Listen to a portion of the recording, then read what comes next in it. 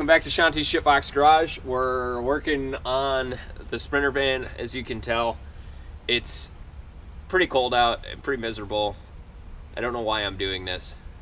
It won't fit in the garage, so this is literally my only option. But we're going to be swapping the rear brake pads. I ordered front and rear pads. The fronts haven't come in yet, so I'm going to do the rears tonight. But these are Bendix pads. Bendix makes like truck brake components. So yeah, let's get after it.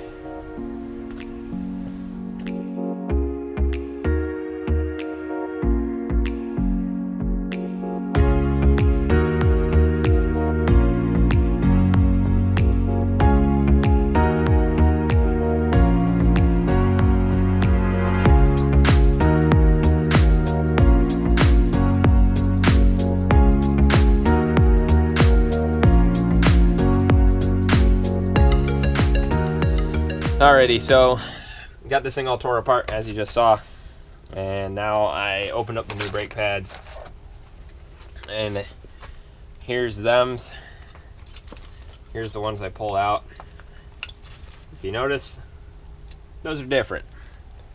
So I think these are front pads that I ordered, not the rear pads. So gotta check my Amazon cart because I ordered these off Amazon. I swore the Bendix ones were supposed to be the rear pads, not the front pads, but I must have accidentally ordered two sets of front pads. And it is 9:15. I guess I can do the front. I really don't want to, but that's how it goes. Alrighty, guys. Day 2 of the brake job that should only take one day. So I got the new front pads in and got some nice Bosch medium duty brake pads.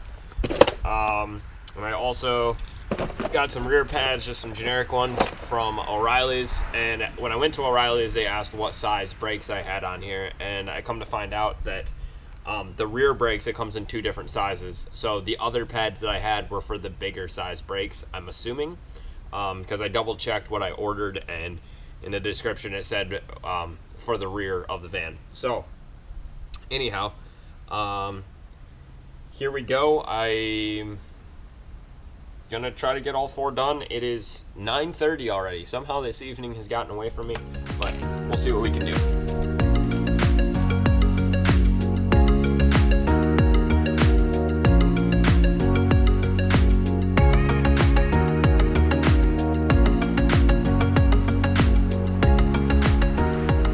So I got this front rotor off, and I'm not sure if you can see this here, but this is the padware sensor wire that's completely broken. So when I got this van, the pads felt like garbage, and the sensor light was on. So I just assumed that it needed brake pads. Also, there's, you can see right here, a ton of brake dust. The wheels were all covered in brake dust, like it was worn through the pads. But these pads don't look bad. Like, there's quite a bit of life left in these things. They might just be garbage pads, and that's why there's all the dust, but I don't know. They don't seem bad.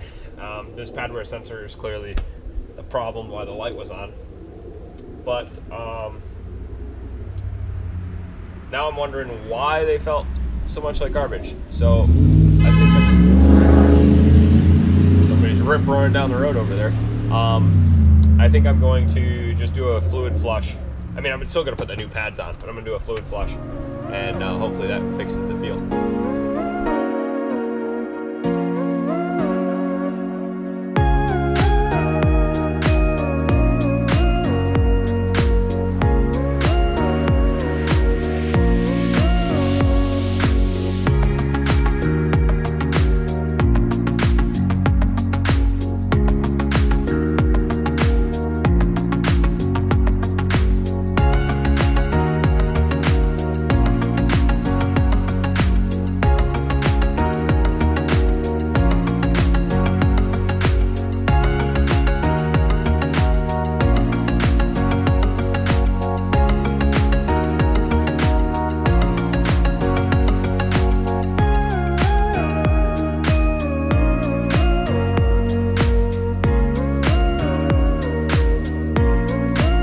Alrighty, so here is how we're going to bleed the brakes now that we're done with putting the new pads on.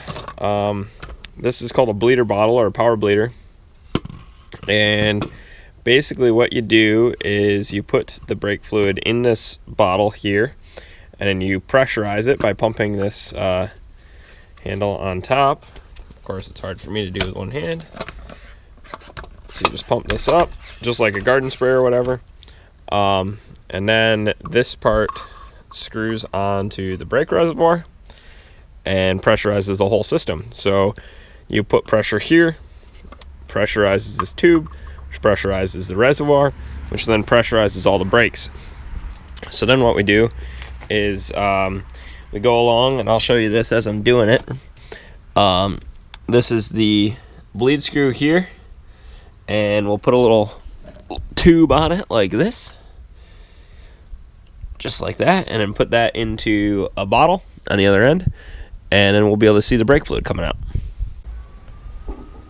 Alrighty, so we're starting here on the rear right corner. This is the furthest away from the reservoir, so you want to start here.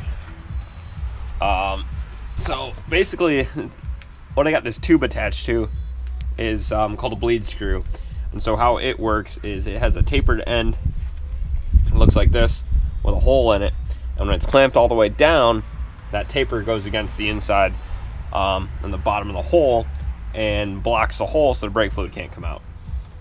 When I open it up, it allows the fluid to come out by unclamping that spot. So there you can see the fluids coming out. This doesn't look terrible. It should be kind of the color of like a light beer, like a Miller Lite or something. And the way the brakes felt, I was really hoping to see some bubbles come out of this. So I'm not sure if you could see that just now, but a couple of small little bubbles came out. So the beauty of having that bleeder bottle hooked up in the front is I can just open this and just let it flow for a bit to kind of flush some of that fluid out.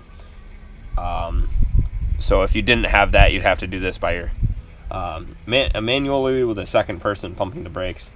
It takes a lot more time, and I like the bleed that I like the feel that this gives. Some of the best brake feel I've felt has come from using this bleeder bottle. So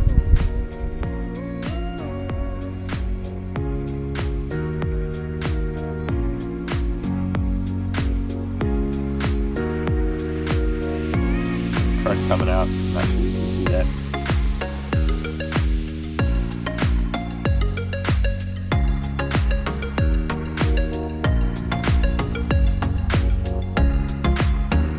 That's about that.